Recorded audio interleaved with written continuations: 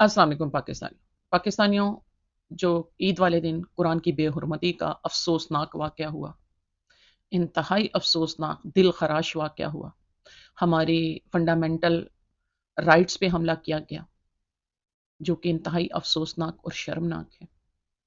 इसके दो पहलू हैं। पहले में इसका एक पहलू स्वीडन के लिहाज से है, दूसरा पाकिस्तान में इसका क्या रिस्पॉन्स दिया गया, पाकिस्तान की हुकूमत ने और पाकिस्तान के अरबाब इख्तियार ने इसकी किस तरह मज़म्मत की, मैं उस पर बात करूँगी। पहले स्वीडन पे बात करते हैं कि बाकायदा स्वीडन की अदालत ने अपने कवानीन, अपने शर्मनाक कवानीन का सहारा लेकर ये टेररिस्ट अटैक करने की इजाजत दी। इसे कहते हैं टेररिज्म।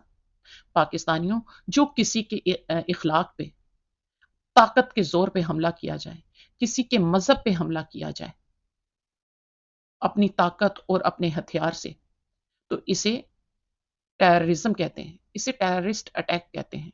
करने वाले को टेररिस्ट कहते हैं। तो पाकिस्तानियों, ये दहशतगर्दी होती है। बड़ा शर्मनाक है स्वीडन का आइन, जिसमें इस तरह के शर्मनाक कवानीन हैं। और बड़ी शर्मनाक थी स्वीडन की पुलिस, ये तो हमारी पुलिस से भी आगे निकली, जिसने इस तरह की शर्मनाक हरकत करने की, इखलाकियात पे हमला करने की इजाजत दी और अपने तहफ़्फ़ुज़ में इस टेररिस्ट अटैक को करने की, इस टेररिस्ट अटैक को प्रोटेक्शन दी। ये मुल्क इस्लाम पे और इसके मानने वाले मुसलमानों को टेररिस्ट कहते हैं, टेररिस्ट रिलीजन कहते हैं हमारे मजहब को। अपने गिरेबान में देखें कि आप लोग दहशतगर्दी की आमाजगाह हैं। आप दहशतगर्दी करवाने के जवाज ढूंढते हैं। जैसे हमारे यहाँ 9 मई हुआ ना, ये भी एक 9 मई था कि मुसलमानों को इश्तियाल दिलाकर इंसानी जानों को नुकसान पहुंचाया जाए। तो पाकिस्तानियों, हमें इस कुरान शरीफ की तौहीन पर, इस जज को जिसने ये टेररिस्ट अटैक का हुक्म दिया और जिस टेररिस्ट ने ये टेररिस्ट अटैक किया है, हम उसकी सजा का मुतालबा करते हैं, यूनाइटेड नेशन से करते हैं।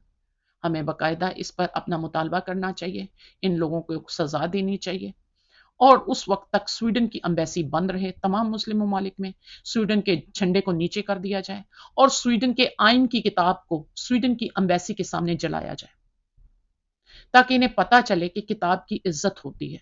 मैं तो समझती हूँ किताब तो किसी राइटर की लिखी हो, उसकी भी इज्जत होती है। किताब केमिस्ट्री की हो, मैथमेटिक की हो, नावल हो, लिटरेचर हो, लेकिन किताब तो किताब होती है, वो तो अपने अंदर एक रिस्पेक्ट रखती है। तो होली बुक तो तमाम किताबों की माँ है, बल्कि तमाम होली बुकों में से भी कुरान शरीफ उनकी माँ है। तो इन्होंने अपनी अपने अंदर के गुस्से और कमजोरी का इजहार किया कुरान शरीफ की बेहुरमती करके। कितना आपको खौफ है, हमारी किताब से कितना आप लोग डरते हैं। आपने अपने फियरनेस का किया, तो आप लोग बीमार हैं, साइकी हैं। जो किताब से डरते हैं तो बाकी जानदारों से कितना डरते होंगे। किताब थी, कागज पे लिखी हुई थी, लेकिन मेरा ख्याल है आप लोगों का भी यकीन है कि वो जिंदा मौजज़ा है। हमारे तो ईमान का हिस्सा है ना, कुरान जिंदा मौजज़ा है। आप लोग भी इसके मेडिकल से डरते हैं।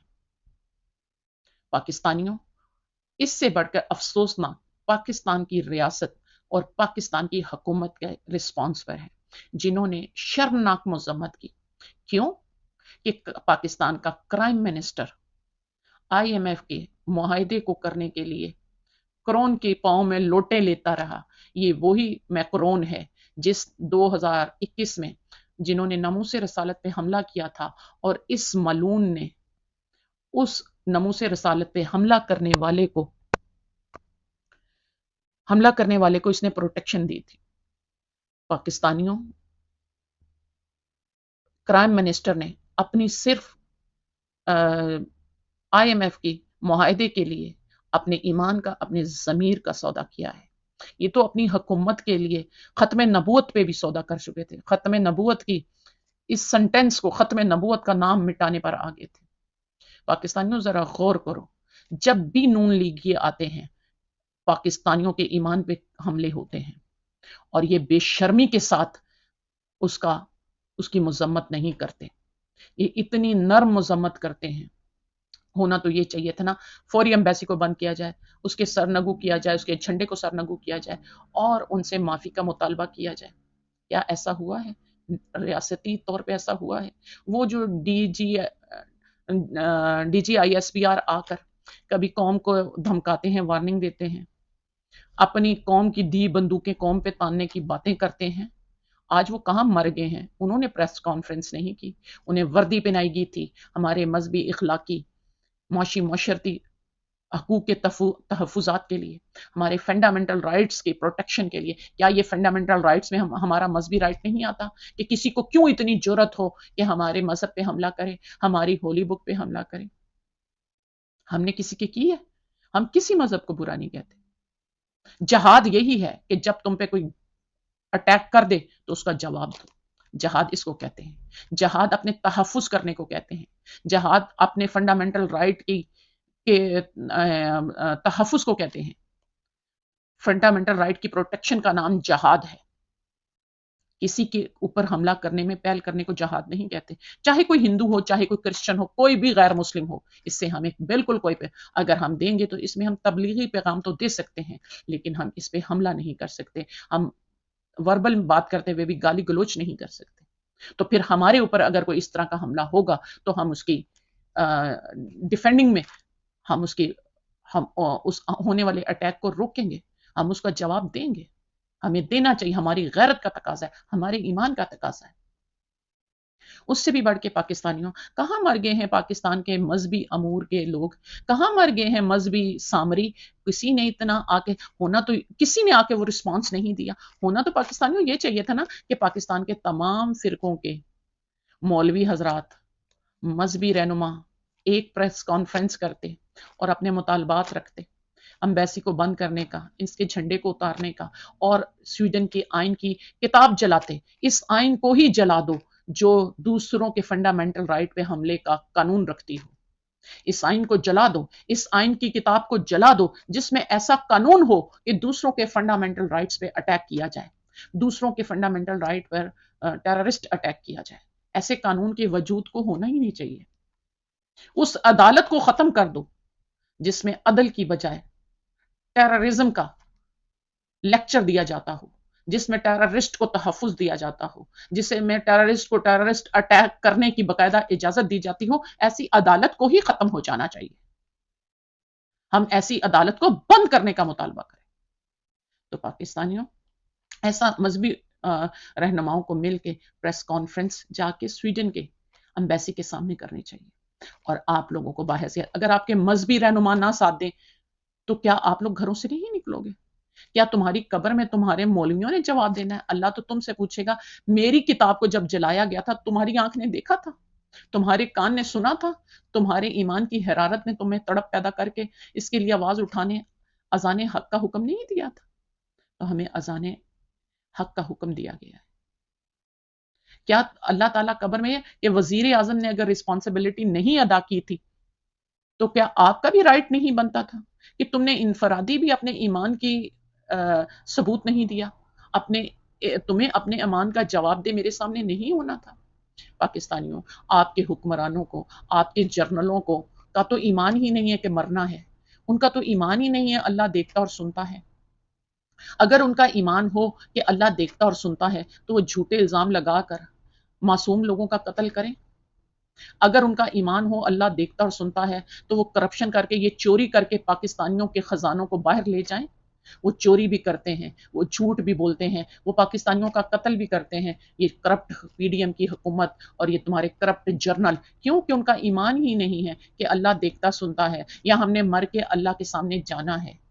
ان کا ایمان ہی نہیں ہے مرنے کے بعد زندہ ہو کے اللہ کو جواب دہ ہونا ہے. تو پھر تو یہ کافر ہے نا. ان کا عمل بتا رہا ہے کافر. تو ان کافر کیوں قرآن کی پروٹیکشن کے لیے نکلے گا؟ یہ تو آپ لوگوں کو نکلنا ہوگا.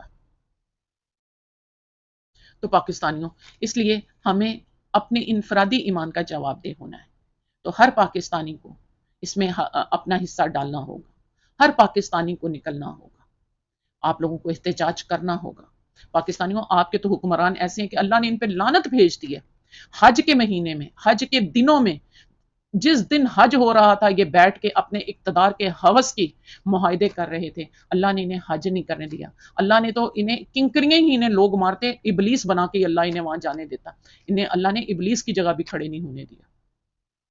تو پاکستانیوں جن کو اللہ کنکریاں مروا رہا ہے، لعنت دے رہا ہے، حج کی اجازت نہیں دے رہا، عمرے کے لیے دیے تو اللہ نے اپنے گھر میں اپنے بندوں سے ان پہ لعنت کروائی. اور کسے لعنت کہتے ہیں؟ اللہ جنہیں لعنت دے رہا ہے پوری دنیا میں رسوا ہو رہے ہیں. اگر تم انہیں ووٹ کے ذریعے اپنا حکمران مانو گے تو تم بھی اللہ کے عذاب سے نہیں بچو گے، کیونکہ تم نے اللہ کے دشمن کو اپنا حکمران بنا لیا. بالکل اسی طرح جیسے پاکستانیوں یہ ہمارے ساتھ ظلم ہو رہا ہے، یہ حکمران تمہیں کفر کی طرف لے کے جا رہے ہیں. پاکستانیوں قرآن شریف میں ہے کہ اللہ تعالیٰ فرماتے ہیں کہ ہم نے تمہیں بے شمار نعمتیں دی، ہم نے پہاڑوں کو، سمندروں کو، ستاروں کو تمہارے مسخر کر دیا، تمہاری اختیار میں دے دیا.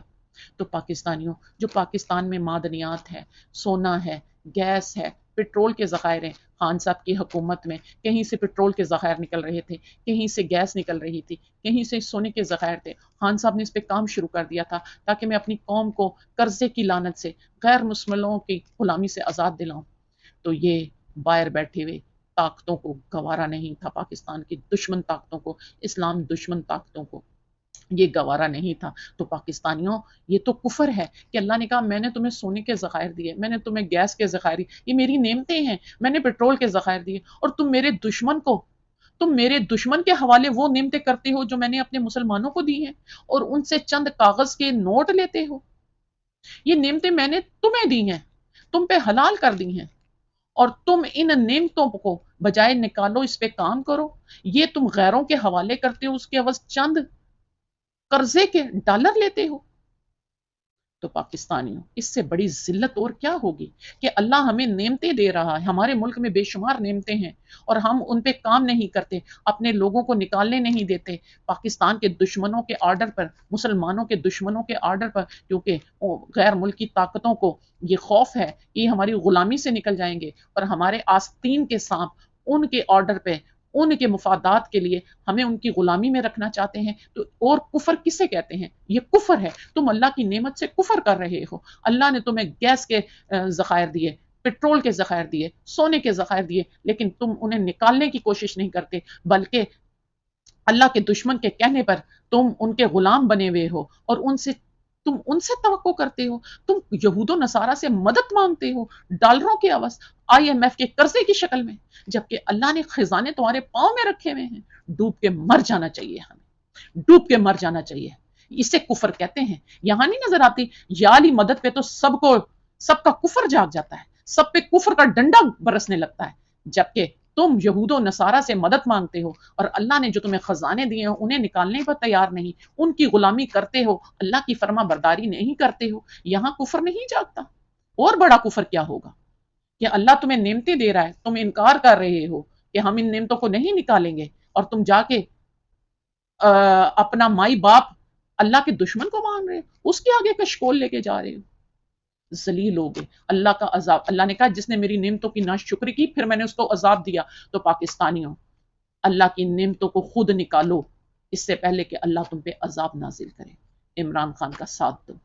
یہ گھٹیا، ذلیل، ان پڑھ لوگ، کم ذات لوگ جو ہم پہ مسلط ہو گئے ہیں، پوری قوم کو یکجا ہو کے ان نااہل کم ذاتوں سے اپنی جان چھڑانی ہوگی.